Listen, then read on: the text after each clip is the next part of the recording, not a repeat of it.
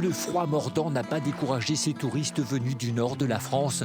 Ils se sont équipés en conséquence. Les gants, un bonnet, et puis Une bonne capuche. Une bonne capuche avec la parka et tout va bien. Ils connaissaient déjà le marais Poitevin l'été. Ils sont revenus cette fois pour y trouver une atmosphère plus intimiste. L'été, il y a beaucoup de tourisme, heureusement pour la région, mais pour la faune, c'est un peu effrayant. Et même pour nous aussi, c'est pas ce qu'on recherche. Donc là, on peut vraiment s'approcher et puis en profiter rien que pour nous. Avec un peu de patience, la faune locale se laisse observer. Oiseaux, chevreuils ou encore les ragondins.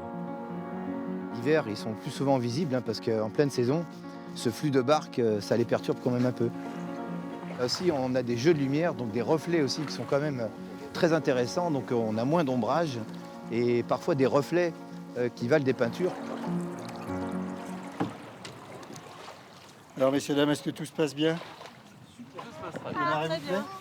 C'est très joli. Vous avez vu, il y a un soleil. Un tourisme de niche à cette époque de l'année réservé aux amateurs de nature. À Coulon pourtant, ce batelier, le seul encore en activité, a prévu un dispositif spécifique. Pour les vacances de Noël, donc on a maintenu une quinzaine de barques à l'eau. Au-delà des bateaux, j'ai prévu 1 ou 2 bateliers par jour en fonction des prévisions météorologiques. Car Manuel Mercier en est convaincu, le marais Poitevin a une carte à jouer hors saison comme une alternative aux vacances à la montagne.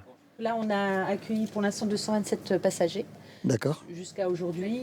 Contrairement aux vacances de neige, ici, l'hébergement, la restauration et les activités de loisirs sont très abordables et permettent à chacun de pouvoir prendre l'air sans avoir à se ruiner.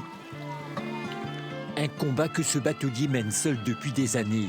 230 passagers ont embarqué pendant ces vacances de Noël.